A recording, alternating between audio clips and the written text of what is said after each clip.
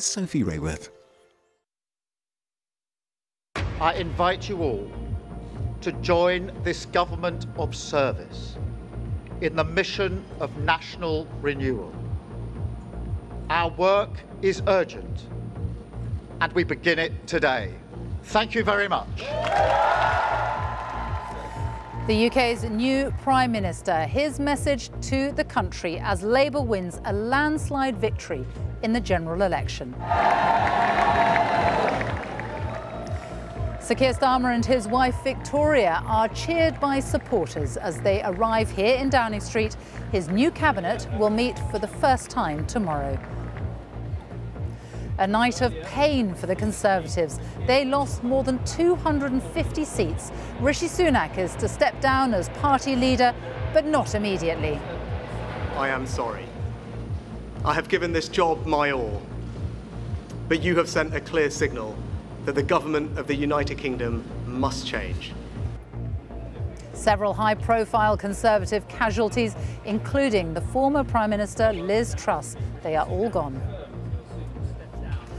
An emotional night for the Scottish National Party as they suffer their worst result since 2010, losing dozens of seats. But celebrations and a complete turnaround for the Liberal Democrats. They become the third largest party at Westminster.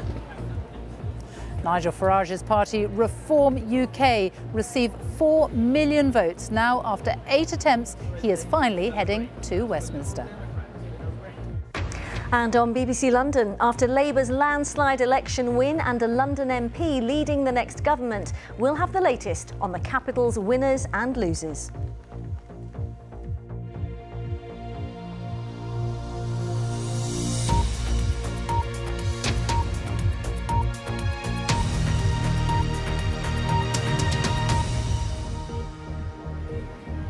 Good evening and welcome to the BBC News at 6, live from a very wet Downing Street, where the UK's new Prime Minister is tonight hard at work shaping the team that he wants around him, the people he hopes can deliver the change that he has promised. Labour has won an historic victory in the general election. The Conservatives suffered their worst ever defeat in their near 200-year history. Speaking outside Downing Street, the new Prime Minister, Sir Keir Starmer, has promised to build a government of service and pledged to restore trust in politics. Out of 650 possible seats so far, Labour has taken 412. The Conservatives have been left with just 121. The Liberal Democrats had their best result in more than a century with 71 MPs, but a terrible night for the SNP, who went from 47 seats to just 9. History is made as Sinn Féin becomes the biggest party from Northern Ireland with 7 seats. Reform UK has taken 5 seats, while the Greens and Plaid Cymru all have 4 MPs each. Independents and others make up the remaining, and there is 1 seat, Inverness, which is still left to declare. Well, Labour's victory is largely on the back of a dramatic decline in support for the Conservatives. Back in 2019, much of the UK was a sea of blue Tory seats, but now so many have changed hands. Well, I'm joined here in Downing Street by our political editor, Chris Mason, who has been following it all through the night. And what an extraordinary night, an extraordinary day, a huge change. Huge change after a decade of huge change, because we had the Scottish independence referendum, didn't we? We had those Conservative governments with small majorities. We had the Brexit referendum. We had Boris Johnson's landslide victory of 5 years ago, and then this. And yet, underlying that change actually is a pattern of stability as far as the parties that have spent considerable periods of time in Downing Street. It's only the 4th time today since 1979 that we've seen a transition of power from Conservative to Labour or Labour to the Conservatives. 1979, 1997, 2010 and now 2024. So yeah, quite the day and quite the change.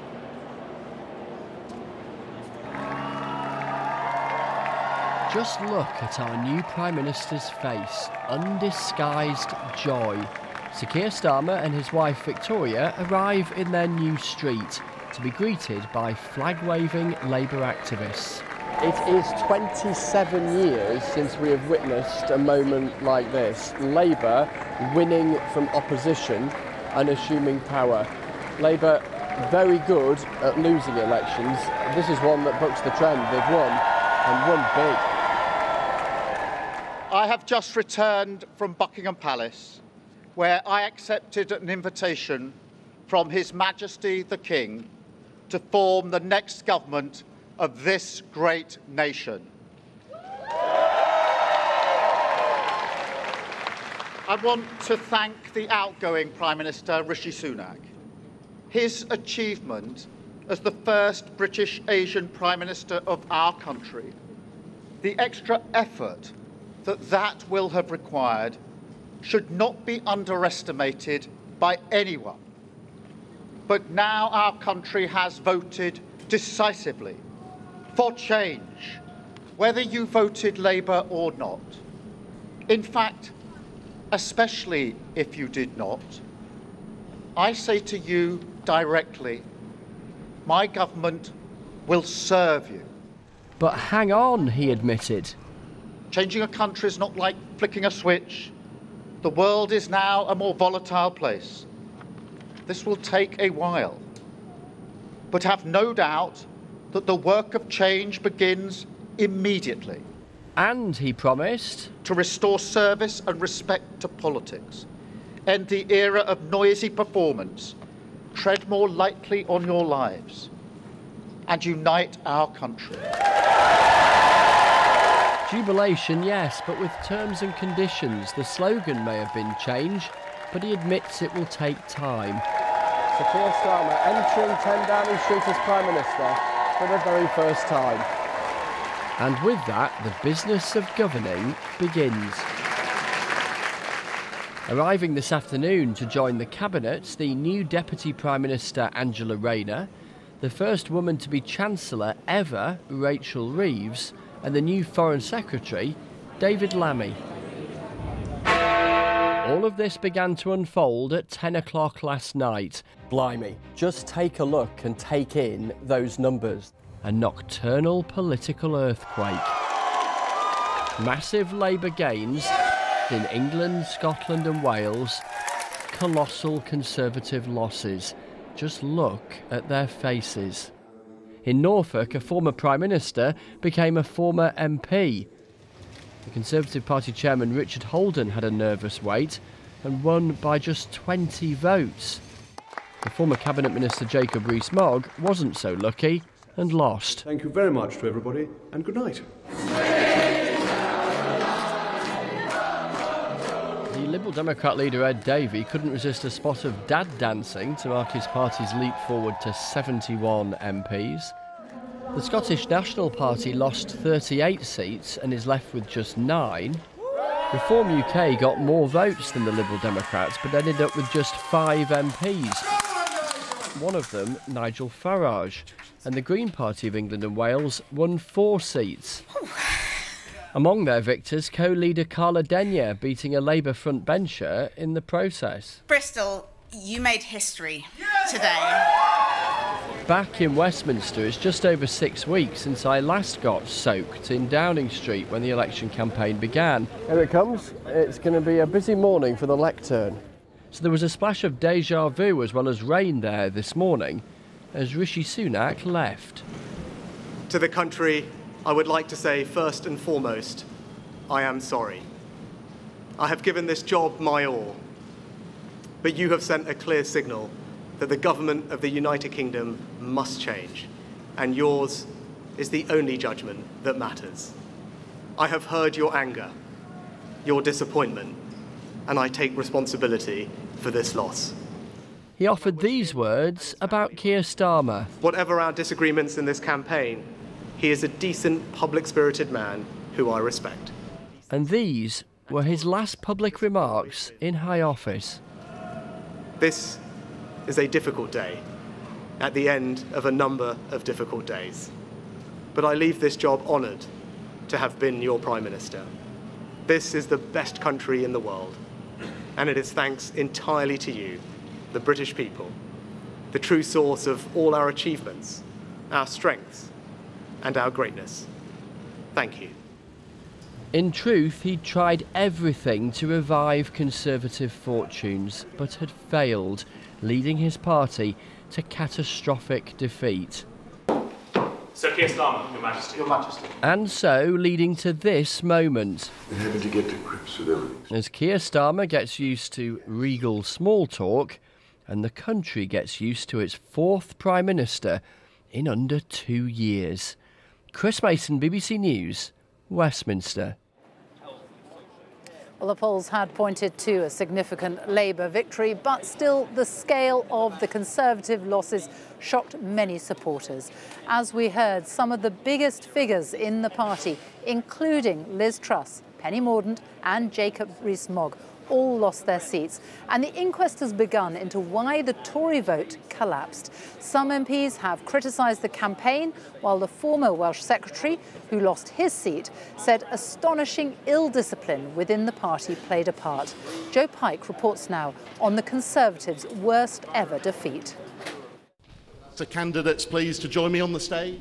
The post-mortem started pre-dawn.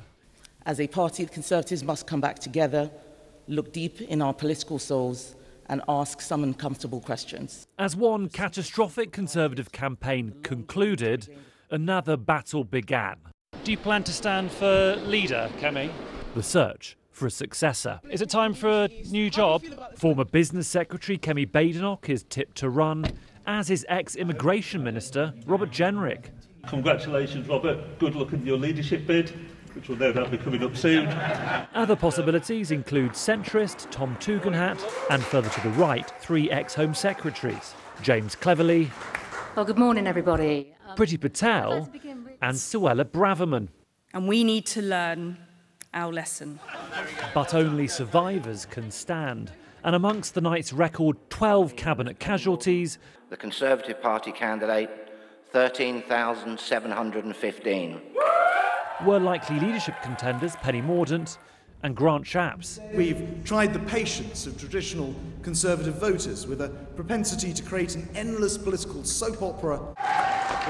Others among the 250 Tories dumped by voters include a big Brexiteer. From the ashes of disaster grow the roses of success. And the UK's shortest-serving PM. But in an unexpected win, Jeremy Hunt held on. He moved out of number 11 Downing Street with his family hours after.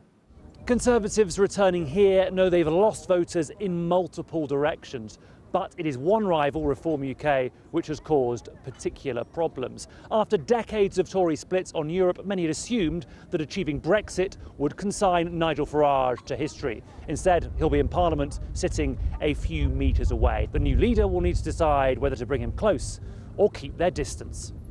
Rishi Sunak has resigned as PM, but remains Conservative leader for now. Big boots to fill, Matt. First elected just 9 years ago, he rose rapidly. You will not face this alone.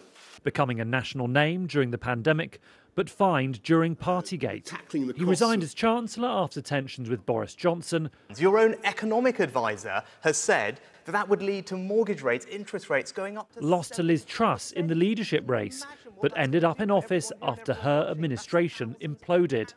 He'd claim his legacy is financial stability. Others would argue it's leading an election campaign of historically disastrous proportions, which has left his party now searching for their 5th leader in 5 years. Joe Pike, BBC News, Westminster. Well, one of the most dramatic Tory losses of the night was the seat of the former Prime Minister, Liz Truss. She had a majority of more than 26,000 in a rock-solid Tory seat in Norfolk. But look at this chart. She lost to Labour by just 630 votes. Afterwards, Liz Truss, who oversaw the mini-budget that spooked the markets, accepted some responsibility for the Tories' plight. Ros Atkins was at her constituency count. Outside Liz Truss's constituency office, a clean-up was underway this morning. For those inside, there's a political mess that will take longer to fix. South West Norfolk has elected a Tory MP for decades. Not anymore. At the count in Kings Lynn, rumours swirled that this time was different. It was. We have received a strong indication that Liz Truss has lost For the last few hours, the Labour Party has been telling us they believe they're in a strong position.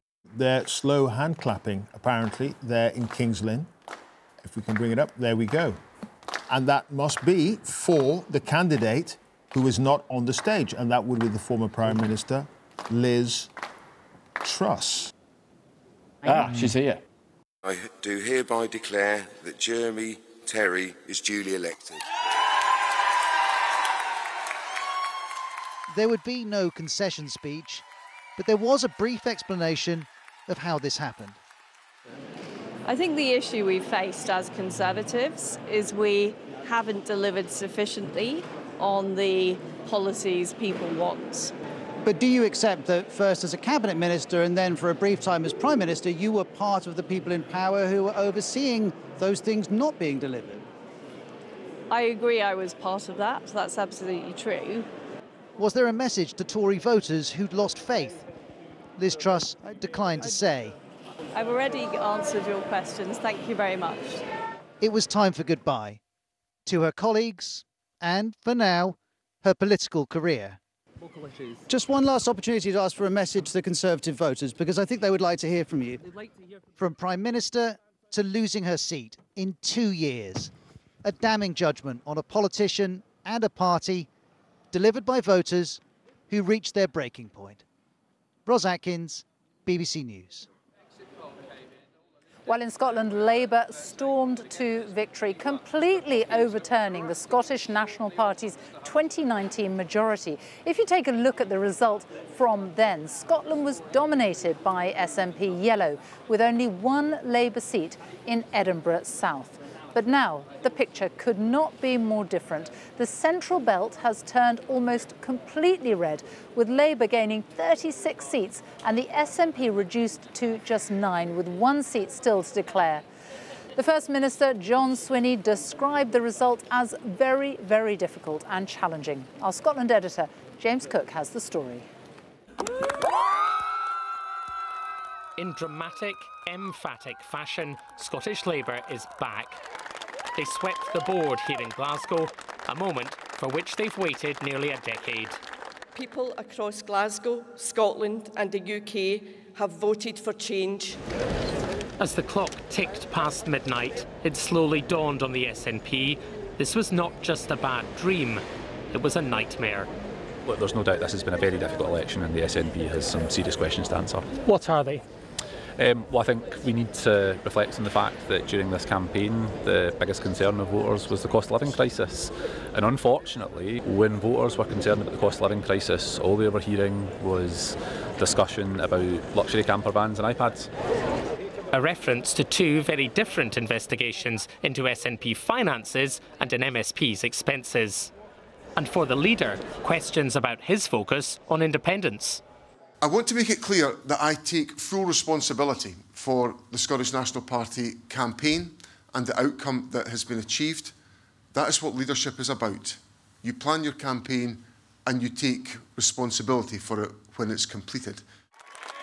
Dawn brought more than a splash of red to Clydeside. At the last election, Labour had just 1 Scottish MP. Now, we need a wide-angle lens to fit them all in. Let me be really clear, the vote last night was not about independence. And I say directly to people who may have voted SNP in the past, may have voted independence in the past, may even think about voting independence at some point in the future. I want to deliver change for you. Now, I don't support independence, I don't support a referendum, but I recognise people demand change. Labour's winning election message was that it could deliver change. Across the UK, it might have 5 years or so to prove to voters that it can deliver it. But here in Scotland, there's a more urgent deadline. The Scottish parliamentary elections are just 2 years away. The problem is, it may need to win that election before it can even tackle some of the country's biggest concerns. Educational attainment gap is widening, health outcomes are weak, child poverty is stubbornly high. All of these things show that we're not progressing as a society, and that's the job for the Labour Party now, to fix that. There was a consolation prize for the SNP, who unseated the Scottish Conservative leader, who'd announced his resignation in the middle of the campaign. Obviously deeply disappointed. What we knew was going to be a risk here is a reform vote was going to allow the SNP in by the back door. And I think so far this is the highest reform vote we've seen in Scotland, almost 15%. And that's a risk. The SNP had got used to winning. It's painfully obvious how much losing hurts. James Cook, BBC News, Glasgow. Well, Labour was also successful in winning back so-called red wall seats in its former heartlands. The seats were mainly in areas which had voted Leave in the EU referendum and voted Conservative in 2019. One of those was Grimsby, which turned blue 5 years ago for the first time since the Second World War, but has returned to Labour. From Grimsby, Ed Thomas reports. The red wall is being rebuilt. Grimsby's gone red again. Labour, get in. Thank God. Let's hope they can save the NHS, if nothing else. But still, it's been scandal after scandal after scandal. Who else could we vote for? And Grimsby's challenges, deprivation, inequality, are now Labour's to solve. 30, 50 and 84. But a win is a win. This is Leanne's place, a baby bank, food bank and subsidised bingo. She's seeing more and more in need. This country isn't the country that it used to be. She voted Labour, but only just. How committed are you to Labour? I voted for him. I'm not particularly committed to him. It was a tactical vote to get the others out. Simple as that? Simple as that. Labour's to-do list can be found here. The cost of living still hurts. 1 in 4 commercial premises are empty in Grimsby. Many feel let down. Every time there's a vote on or something, they're going to do this, they're going to do that, they're going to change this, they're going to change that. What's happening? Nothing. Like elsewhere, more than 1 in 2 people here who could vote didn't. Did you vote? No. I've been a Labour man all my life. Trade unionist, working class. There's no point in me voting. This town's gone downhill. I didn't vote because I'm very disillusioned. All right, bud, thank you. Labour faces new pressures. Reform came second in Grimsby. Butchers Gary and his son Lee have found a new political home. I like Nigel Farage. I don't think the others have got the balls to do anything about what's happening in the country. Your number one issue this election? I'd say it's immigration. I think there'll be more and more people voting for reform. If nothing changes, that's what will happen, I think. But change has come. It's got to be better than it has been from a whole family. We have to now be hopeful going forward. Otherwise, what's the point? Stood tall, went in, voted for what I thought was right. And Grace is 18. She voted Labour in her very first election. I'm feeling very hopeful. I'm hoping that it's a new path, new direction. Hopefully, it's going to be a bit better. That hope is that promises made are promises kept. Ed Thomas, BBC News, Grimsby. Well, the Liberal Democrat leader, Sir Ed Davey, has been celebrating his party's best results for more than 100 years after a campaign of eye-catching stunts. At the last election in 2019, they won only 11 seats. Now, though, they have 71. The party's success has followed a decision to focus resources on target seats, mostly held by the Conservatives, many in the southwest of England. Our political correspondent Hannah Miller reports now from Maidenhead, the seat of the former Conservative Prime Minister Theresa May, which is now in the hands of the Liberal Democrats. A series of historic wins that felt as the Liberal Democrats won 71 seats, even more than they managed before going into coalition. Our best results for over 100 years. Ed Davey rebuilding the party to become the third biggest in Parliament. You know, trust is a very precious commodity. It's hard won.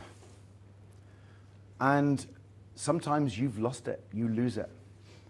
And you have to work very hard to win it back.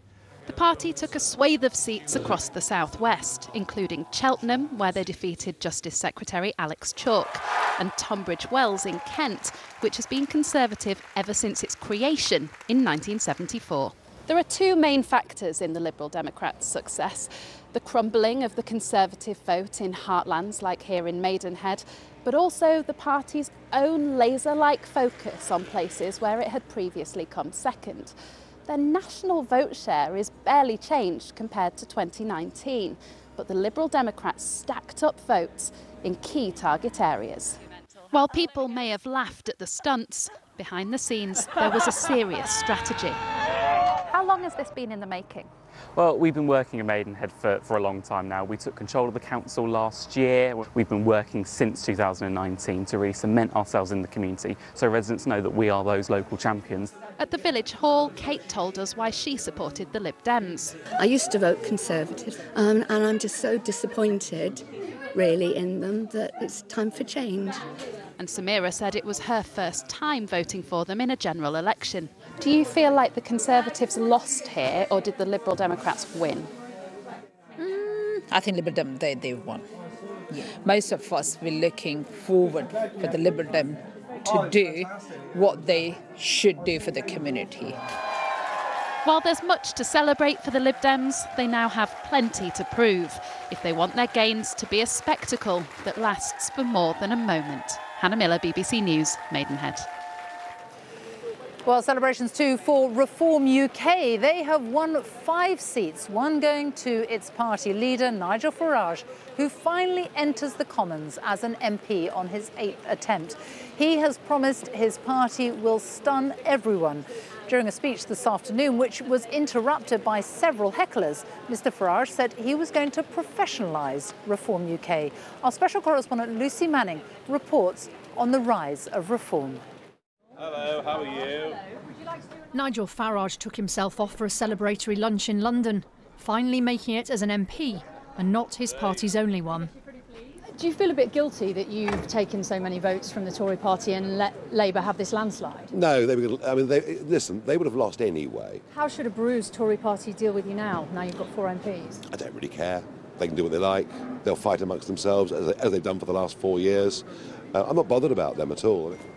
Successfully squeezing the Conservative support. 3rd in the share of vote, 3rd in the number of votes, but not matched by the number of seats, something Mr Farage has an issue with. Reform UK's MPs arrived today at Westminster, but first had to deal with more than half a dozen hecklers. Nigel, you're a racist. Your party's filled with racists as well. Boring. Well, this is good preparation for the House of Commons, I suppose, isn't it? We may be too few in number to necessarily be thought of as the opposition in the House of Commons, but let me promise you something. We are going to be the opposition around the country. I am now going to declare the result. Early morning before the sun rose in Clacton, the rise of Nigel Farage. Farage Nigel Paul, Reform UK, 21,225. The smile said it all. He's helped wipe out the Tories, but now he wants more. We will now be targeting Labour votes. We're coming for Labour, be in no doubt about that. Believe me, folks, this is just the first step of something that is going to stun all of you. Earlier he'd gathered with supporters at a restaurant by Clacton Pier and celebrated their first win, Lee Anderson in Ashfield. 4 MPs have this evening just become 5, with a late result in South Basildon and East Thurrock. Now Westminster must prepare for the arrival of Nigel Farage. One of his MPs said there would be fireworks. Lucy Manning, BBC News. Well, the numbers in this election are very interesting. Labour have managed to win a landslide without a significant increase in their vote share. The Liberal Democrats, too, have clocked up seats with just a small rise in vote share. But the opposite has been the case for Reform UK.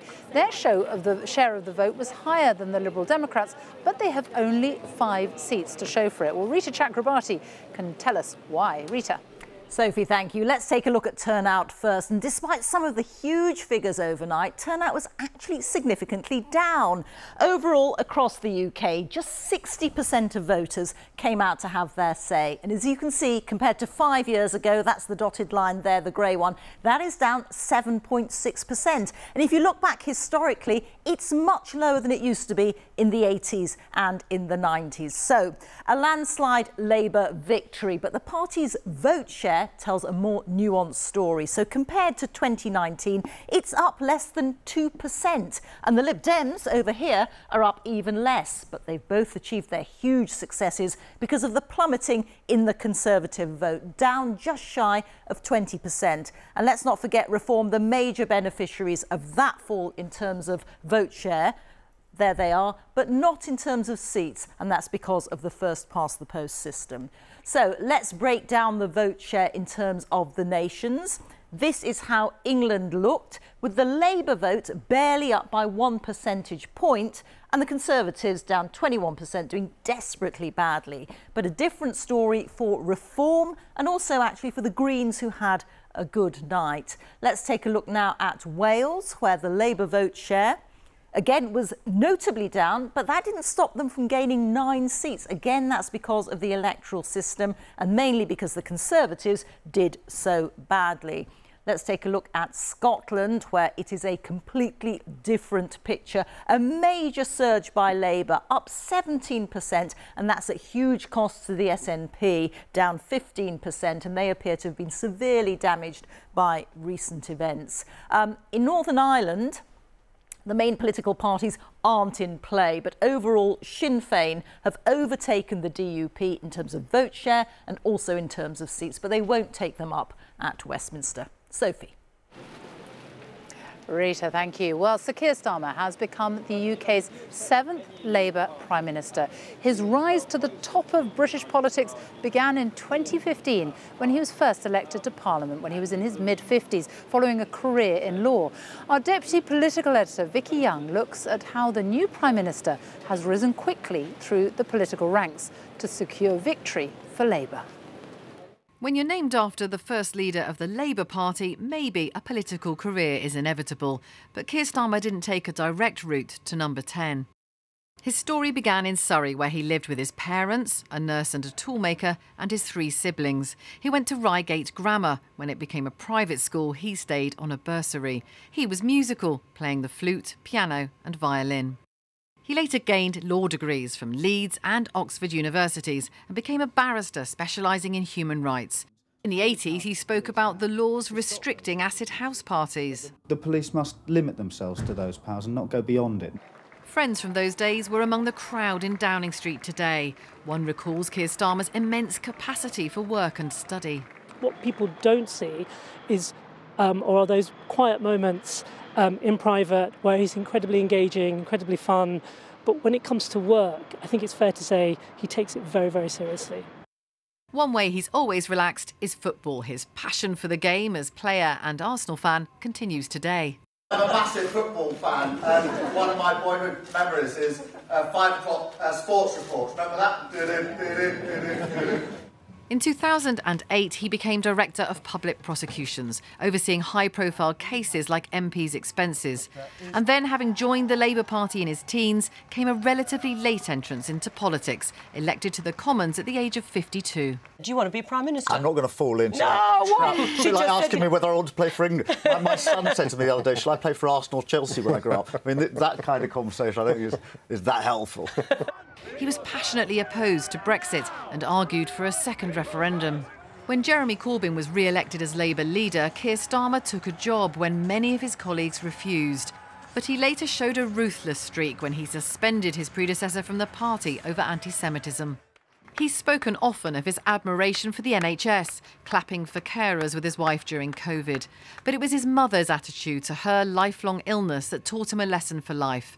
He recently recalled her bravery the day she had an operation to amputate her leg. She just said to me, Keir, I hope they don't cut the wrong blooming leg off. A bit of me thinks if my mum can go into that operation with that frame of mind, I ought to be able to get up and do whatever it is I've got to do. And that's the attitude his friends say he'll bring to the enormous task ahead of him now. Vicky Young, BBC News, Westminster. Well, it has been a very busy afternoon in this very famous street, a very wet evening here as well, as I'm sure you can see. But Sir Keir Starmer is behind the black door here in Downing Street right now. He's set to work immediately, appointing a new cabinet, the ministers to run the government departments.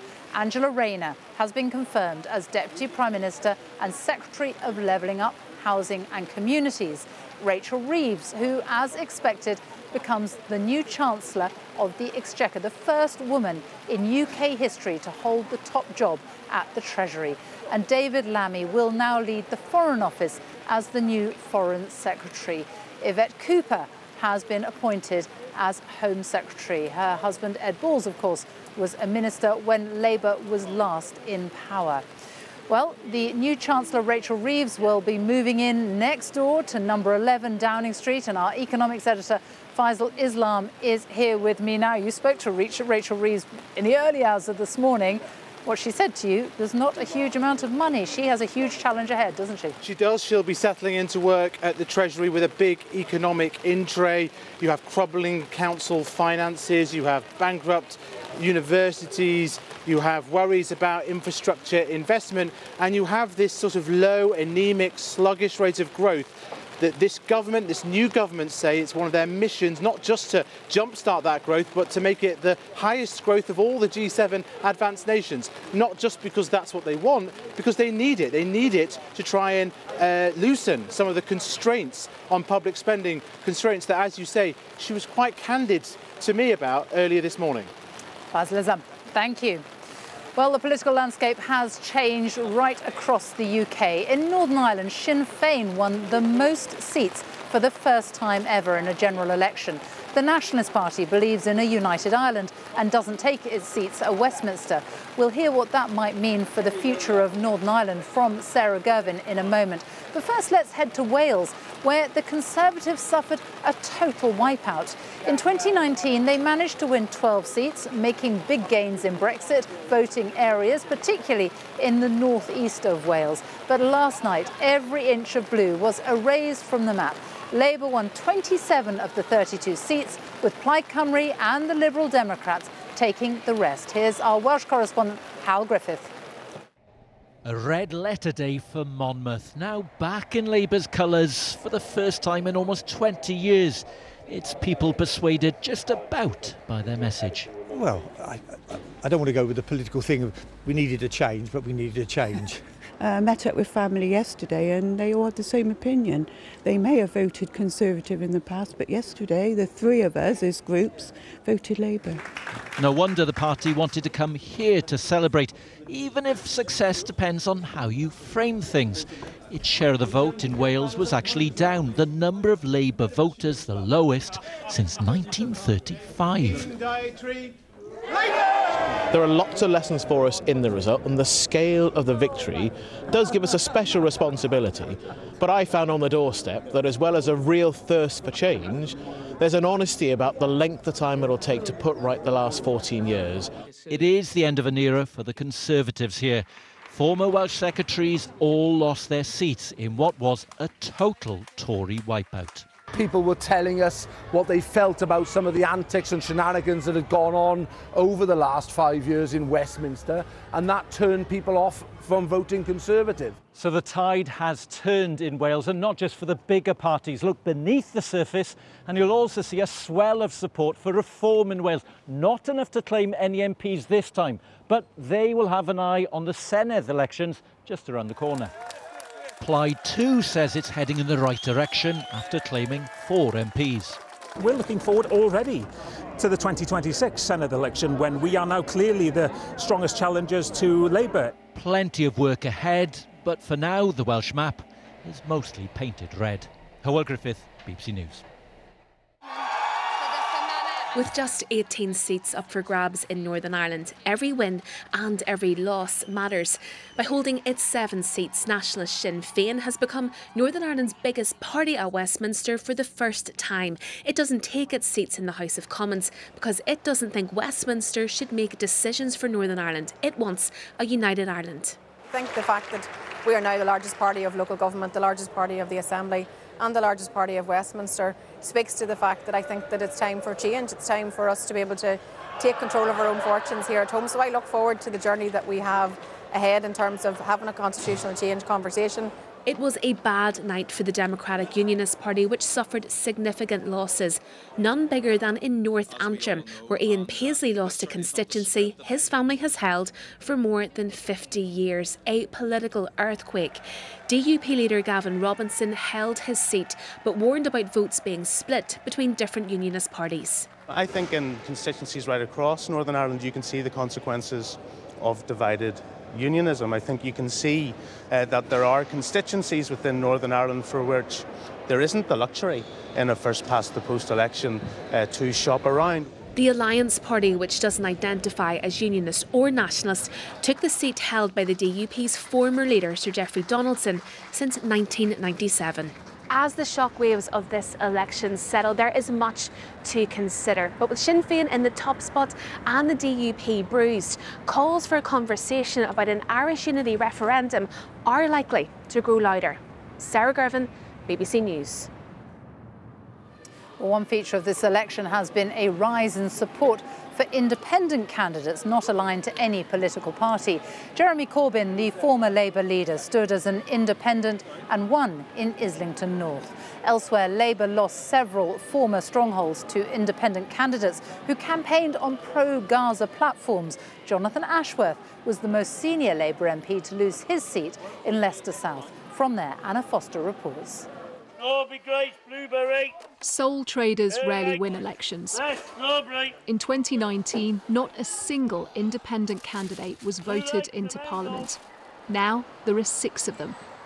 And here in Leicester South, one, Shawkat Adam, even unseated a Labour big name. Shadow Paymaster General Jonathan Ashworth should have been cushioned by a 22,000 majority. This is for the people of Gaza. Around 30% of the electorate here are Muslim, and most of them were staunch Labour supporters. But what they saw as the party's weak position on Gaza meant that they withdrew that support in their thousands. How much change do you think he can manage on his own? Well, we believe in him, which is why we voted for him, and we do believe that Shawkat Adam is going to carry forward our message. He's the people's person. Pro-Palestinian candidates toppled Labour in Dewsbury and Batley, Birmingham Perry Barr and Blackburn. And the man who led Labour into its last 2 general election campaigns, Jeremy Corbyn, won Islington North as an independent. 24,000. He was barred from standing for the party this time in a row over anti-Semitism. They're looking for a government that on the world stage will search for peace, not war, and not allow the terrible conditions to go on that are happening in Gaza at the present time. Even as Labour celebrates victory, there are still those it needs to win over. Anna Foster, BBC News, Leicester.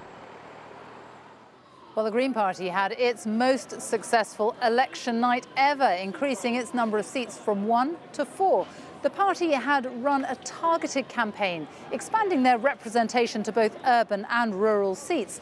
The party's co-leader, Carla Denyer, beat the former Shadow Culture Secretary in Bristol Central by more than 10,000 votes, with a 28% swing from Labour to Green. Our correspondent Dan Johnson reports now from Bristol. This wasn't a set-up, but a group of drama students who spotted the Greens' co-leader and greeted her, well, like a film star. I'm really hopeful that my generation are a bunch of people that see the potential in her and see the potential in the Greens. It's getting famous now, it's getting popular now. I think when the next time you vote, I think she's a very high chance of actually winning. And I hereby declare that Carla Denyer is duly elected. Victory came promising to fund public services by raising taxes. And it was a tough urban campaign here that unseated the Shadow Culture Secretary. And you've got to be a Green voter with a coat like that, surely? Yep, spotted. Jenny used to vote Labour. I found it extraordinarily difficult to make that choice. But nationally, I just think there are a lot of people who really feel that we need to have some Green voices in Parliament. The other half of Green leadership was elected across England in a very different area, previously safe Conservative country in East Anglia. Likewise, rural North Herefordshire. And they successfully defended their seat in Brighton. What can you realistically achieve when Labour's going to be so dominant in this Parliament? We're not likely to be able to get many laws passed ourselves directly, but I think you will see the fingerprints of a small group of Green MPs in hopefully a Labour Party that is taking a slightly more progressive approach to running the country than they would have done without us there. A radically recoloured political landscape now looks more green.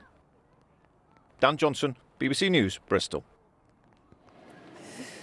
Well, it has finally just about stopped raining here in Downing Street. Chris Mason, our political editor, is back with me. You still actually haven't been to bed since yesterday sometime, have you? You are still going. The next few hours, days for the new Prime Minister, Sir Keir Starmer. He's going to hit the ground running. He already has, isn't he? Absolutely. So this afternoon he addressed an all-staff meeting of people who work in No.10, civil servants who are in there. So that happened first. Then, of course, there was all of the appointments to Cabinet. He has spoken in the last hour or so to President Biden. Been a conversation between the two of them, reaffirmation of the special relationship, which is the label so often used about the relationship between London and Washington. The two men will meet at a NATO summit in Washington next week. And then there'll be a Cabinet meeting coming up tomorrow morning. No doubt further appointments to the government as well at more junior ranks, as well as all of the security briefings that a new Prime Minister will get. So he'll be sleep deprived too and exhausted off the back of the campaigning of the last 6 weeks.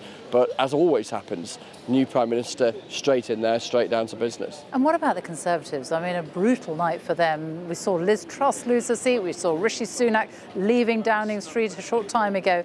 What now for them? Utterly brutal, devastating night for them. The Conservatives are like the Formula One car of British politics. They are so often the fastest, the best, the quickest. And now, to extend that kind of motoring metaphor, the wheels are off and they're up on bricks. They are crushed, humiliated by what happened last night, and they collectively have to work out what to do amongst those of them who have been returned to Parliament. What we don't yet know is the timescale of Rishi Sunak's departure. Does he hang around a bit to give the party a bit of time to think, or is he tempted to run for the hills? He's insisted that he will do what is in the best interest of the party.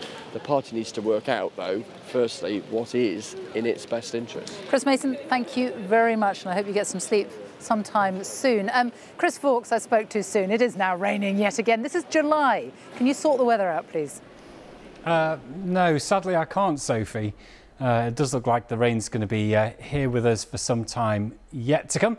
Mind you, it has been a slightly better day across northern portions of the UK. We've seen a bit of sunshine here in Flamborough and relatively calm seas. It won't look like this tomorrow, mind you. Take a look at the radar picture. Well, we can see some showers for Scotland and Northern Ireland, but this band of rain that's across more southern regions, that's more significant because it's actually going to develop into a whole new area of low pressure. That bringing us rain overnight tonight and into tomorrow, along with strengthening winds as well. Yes, the rain is here to stay for a while in London, but it becomes more extensive across England and Wales. Some heavy downpours also for Northern Ireland and Scotland through the course of the night. Rain at times probably best sums up the weather. Temperatures 6 to 13 degrees, and it will feel quite humid across East Anglia and southern counties of England overnight. That might be something you notice. Tomorrow, well, the low pressure really still with us, bringing outbreaks of rain. Could be quite heavy rain across northeast Scotland, and the wind's quite gusty for England and Wales, gusts running into the 30s of miles an hour. Gradually it turns a bit less bad, if you like, for Wales and southwest England. At least you should see some sunshine here. But those temperatures still disappointing. 15 to 18 for most, just 13 degrees in Aberdeen with a cool wind as well. Sunday, it does look like being the better of the 2 days of the weekend, but I suppose these things are all relative. After a dry start to the day, we do see showers develop quite widely, some of those becoming heavy, even a few rumbles of thunder. And the temperatures still disappointing for July. 18 in London, average for this time of the year is 24 degrees Celsius. Now, we've been reporting about the changes in the political landscape. Sadly, there are no such changes in the weather landscape. Into next week, we see further areas of low pressure, and that means we've got rain and showers coming our way for next week, with those temperatures continuing, I'm afraid, to run below average. Sophie. I am going to hold on to this umbrella. Chris Fawkes, thank you. Well, that is it from us in Downing Street. Clive Murray will be here just after 10 this evening But we will leave you right now with the main images from an extraordinary night, an extraordinary day on the 2024 election. Goodbye. We did it!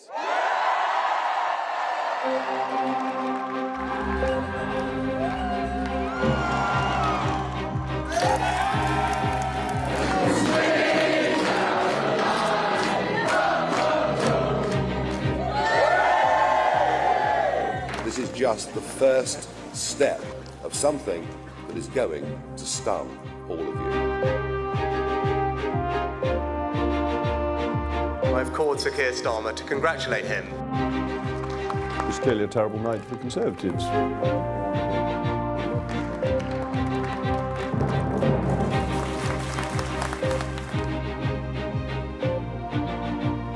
Sir Keir Starmer, Your Majesty. Your Majesty.